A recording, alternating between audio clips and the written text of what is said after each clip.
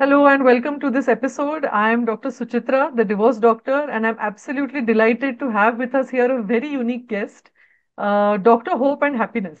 So, Dr. Yeah, Monica, it's wonderful to have you here. Welcome to this conversation. And when I first saw you on LinkedIn, the description, and I was really wondering, I said, this is a degree we all need to have. So, can you tell us a little bit more about how did you reach this particular point? What made you this Doctor of Hope and Happiness? yeah. Thank you so much, Dr. Suchitra, for having me here in your conversation here regarding happily ever after.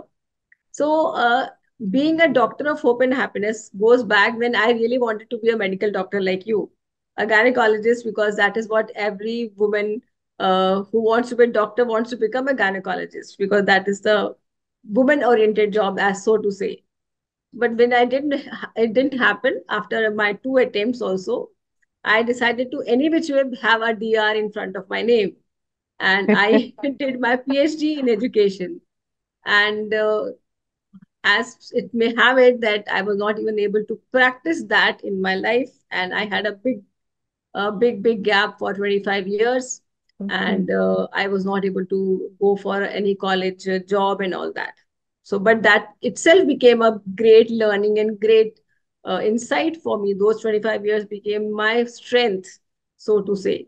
And when I started to come into the coaching field, I gave myself a beautiful endeavor called Hope and Happiness. So then I thought that if I am a doctor, I should be a doctor of hope and happiness. So that is how it all came about, because that is what a world needs. World needs just two things, which is one, hope, and then we need happiness. So that is how it became, and I call myself a hopepreneur because I continue to give hope to everybody around me, and that is how the whole story began. Wow, that is incredible. And in fact, for me also, there was a kind of a redirection. And like the universe really gives you what you need. So, of course, I did gynecology and I really loved my work. But at one point, I thought, do I just want to, do a private practice and just keep seeing patients every day?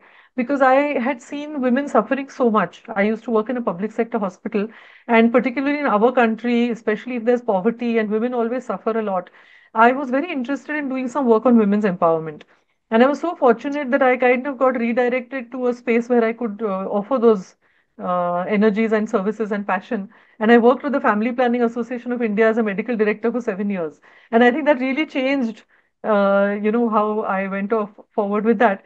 But I'm just thinking medical doctors actually really need to be doctors of hope and happiness. But Yes, unfortunately, absolutely. that's not how our health system works currently. So, Yeah, and I got redirected again. So when I got divorced after 30 years of being married, I realized that, oh, there is so much more to relationships and marriages and divorce in our country. That is someone like me who's educated and, quite empowered, wasn't able to understand what to do. How is, most people going to manage their life? So I wrote a book and I, trained myself as a coach. So very similar to, I think, what you explained, but in a different situation. I tried to right. make the best of what was given to me. So you said your Absolutely. those 25 years were your big learning experience. So the divorce, rather than being angry, frustrated, resentful, or saying, "Oh my God, why did this happen to me?" I just shifted the energies of the whole thing. I was like, "Okay, this has happened to me. How can I use it in the best Yeah, possible way?" So yeah. what would you say about happiness? So the work that I do, I talk about conscious uncoupling, and as you said, about a happily even after. Because we know that in fairy tales, it's always like the prince marries the princess and they live happily ever after. But in real life, that doesn't often happen. So, how would you define happiness in the work that you do? So, happiness, which I talk about, is being in the moment, because also being a happiness coach and also being a mindfulness coach, I have now brought about this concept of radical pause. So, Okay. unless we are having that freedom to take a pause, we cannot be happy. How can Wow. I be happy even if I have everything in the world? But I don't have that freedom to just be. Though, as I was Wow. starting this conversation before, I was just telling you this. Now, we are spending the whole day doing. No, we always have a to do list, Correct. but I say that we should have a to be list. Wow. So, how can be I kind today? How can be I compassionate today? How can be I hopeful today? It has to be a to be list, not a to do list. So that is how we can be happy actually. Because if we are just doing, then we are just we are just killing the time, and we are the life is absolutely just going away from our hands. And that's not the real happiness we are looking Wow. for. Wow, that is so profound. I mean, I love the idea of that, that you need a to-be list, not a Yeah. to-do list. And I must say I'm guilty. I usually have a to-do list which has about 30, 40 things to do in a day. But I think also what you're saying reminds me of the work that I do in conscious uncoupling, is exactly this, being conscious. And Yes. as you say, it's whether you call it mindfulness or consciousness, Yeah. is really the doing part comes from our mind Hmm. and a little bit from also our ego. Now, when I say ego, just want to, clarify that I don't mean the way we use it, saying, oh, this one has a big ego, but Yeah. ego Yeah. as in our identity. So Right. we measure our worth based on what am I able to do and also Hmm. what am I able to have, right? Do I have a big house? Do I have a car? Do I have this? Do I have that? Nobody actually talks about who am I being in this situation. Am I Correct. being, as you said, am Correct. I being kind and generous? Am I being thoughtful? Am I Hmm. taking this radical pause Hmm. before all the inputs of the world and then I just quickly react? It's not like cricket, the ball is coming there, you immediately Coming have to and you have bat to it. hit. But we Yes. behave like Correct. that, right? All day long we are Actually. behaving like that. That's Even in really cricket, amazing. I'm telling Suchitra, it is not that the ball will come and you will hit. The batsman has all the calculations going into the mind the moment the ball Right. comes out of the hand of the bowler. No, he has taken that pause to actually measure the length, to Right. know the spin, everything. And only then he will have to respond with that bat, either this side, back, Wow. front, wherever. No, because I follow cricket, so I know that I what was all just the going to say, nuances, that what sound all like a real expert. Yes, yes. what all nuances happen there. So it is Okay. again, it is not a very quick reaction, no? But that is Right. what is important, that how we are able to respond, and especially in your work where you are doing this work, Yeah. kind of a Yeah. work where people actually become so vulnerable Yeah. because of this situation that they are into, when they find themselves guilty most of the time, especially the women find Yeah. themselves so much guilty that all of this happened because of me. I Right. am the source of unhappiness which I've caused to people around me, like Right. children, the Right. family, extended family, everybody. She feels that she is the one who has Yeah. created this cause of unhappiness around her. But that is where she has to wait, she has to pause. Mm. No, she has to think that no, this is not me. It is the Wow. circumstances. No, it was Beautiful. not because of me. So that pause will Absolutely. really help her to gauge the situation around her, and then come up to that level that she can then feel a little good about herself, and Right. then then she can navigate through the whole situation with your Right. help, I'm sure. Yes. Yeah, no, what you're saying is absolutely right. So the kind of people I work with, who are going through divorce, breakup, separation. In fact, you would be interested in knowing that one of my clients actually wants to break up with her mother. And Hmm. I found that to be a very, it's a very unfortunate situation because we've glorified motherhood and certain relationships to such an extent that nobody can say if they are not having a happy relationship over there. Absolutely. Because as you said, there's that guilt the child always feels, even as an adult, when you may be 50 and your Yes. mother may be 70, but you still feel, oh my God, like, how can I say this? Because, everybody tells you mother is like God, or, husband, you have to, Yeah, because we self-sacrifice and always have that kind of a gratitude, no? Because I always, correct. I tell people like that only because in the philosophy that I follow, we talk about mending the ways in a way which is the creating the right kind of a cause, no? Right. And gratitude to our parents is the greatest gratitude, because we always say we can give everything to our parents, but we cannot give birth to our parents. Correct. That Correct. only they can do. No, Correct. so for that we can never repay. Right. So that always remains. So we are indebted to our parents for giving this life to us. Absolutely.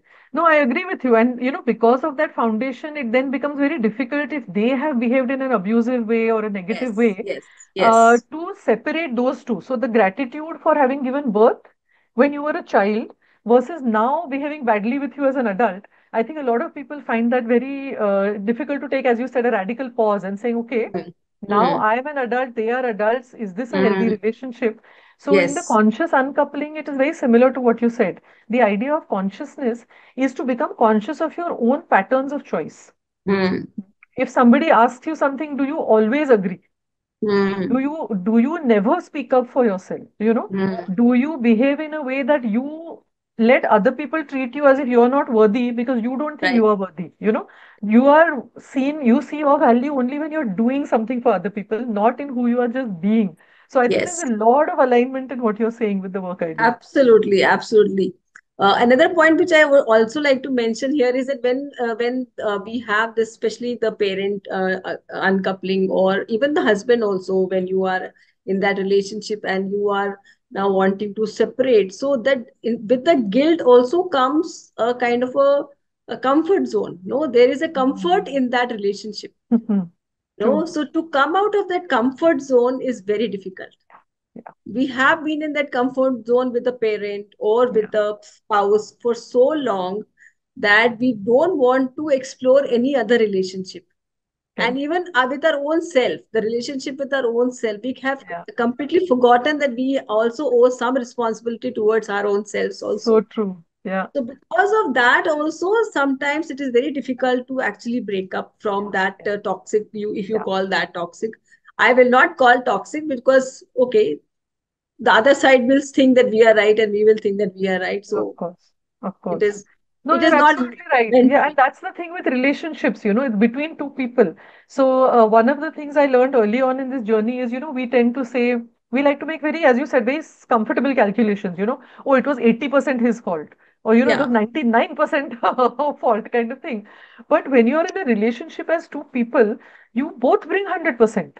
yeah, So the calculation is not 90, 10 or 80-20 or something, it's 100 plus 100. And the right. third thing you create between the two of you is that actual relationship. So I Yeah. think what happens is sometimes, as you said rightly, there is a comfort zone, but sometimes we cross the boundaries of that comfort zone and take somebody for granted. We're like, Hmm. oh, they will always be there to do this, this, this. Or, they will never contradict what I'm saying, or they will always obey. So Hmm. the negotiations don't remain healthy. And I think that is the Correct. point where the little bit of resentment, then that leads to a little bit of anger, then, a little bit of disappointment. And that is how things break down without ever having had a chance to negotiate in a healthy way. That Yes. is what I see often in the work that I do. Yeah. Also, then I also find, because we are so conditioned to actually say yes, especially the girls. Yes, you're So right.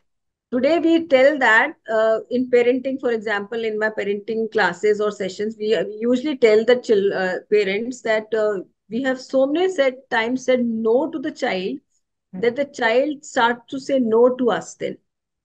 Because nowadays, anything the child starts to do will say, don't do this, don't do this, no, Hmm. no, no, no, no.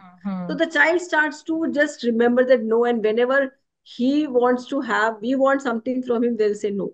Right, right. But initially, the stages which were before, like our times or a generation later to us also, those times it was that girls especially had to submit.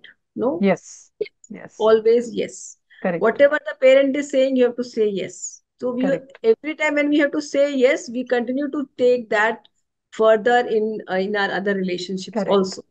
Absolutely. And this is one thing I realized when I started doing the work is as a woman, or as a girl being raised in India, and then I think also maybe working as a doctor, I think the boundaries we create are very flimsy or non-existent Hmm. because there's really no boundary. As you said, we are constantly saying yes, we are obeying, we are serving other people, and we Hmm. are sacrificing ourselves to the extent that we abandon ourselves. So that Yes. relationship itself becomes so weak.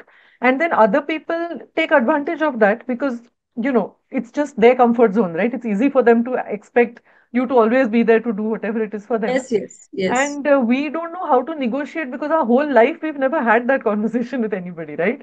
So I think that conditioning to break out of that shell is something really difficult but very critical because I think Correct. until you fix your relationship with yourself, you can't really have healthy relationships with anybody else on the Anybody outside, right? around. Yes, exactly. And when you're talking about negotiation, and we are a week ahead now, like 8th March to today is 22nd March, and we are Yeah, still, because it is a month of May, I say month of women. March right. is the, because here, yesterday it was a World Poetry Day, and I posted a poem also on March. How do Okay. you Oh, March? lovely. Is the movement month. The March Beautiful. you move. March forward as well. March ahead Absolutely. and I march love forward. that. So how we are not able to negotiate. So that is why when you are a leader now in an office, in a Hmm. corporate, and that is where the woman will never negotiate for even the salary, the Yeah, paychecks. yeah, yeah. There is no negotiation for work, that okay, Hmm. she's told this work and she knows that she has to go home, but she will Correct. not negotiate. And Correct. there is a man who will say, no, I have a work and I want to leave at this hour, and he will Hmm. leave. Hmm. But because she knows if she will leave, she'll be given this name that woman, you have to always, Correct. आपको ऐसे ही करना है. So that is why she will Correct. not negotiate, because she has to keep up to that image for And herself. she has to overcompensate, no? Yeah, To, yeah, yeah, yeah, yeah, absolutely. absolutely. Yeah, So that yeah. is what happens. So that is why she will never negotiate even in any workplace also for herself. Right, right. So I think so. Just to summarize what we've discussed so far is that, the key to happiness is to challenge your comfort zone. It is to recognize who you are and stand up for yourself. But before that, we need a relationship with ourselves, which I think is very critical to become conscious of our patterns, to overcome that conditioning. But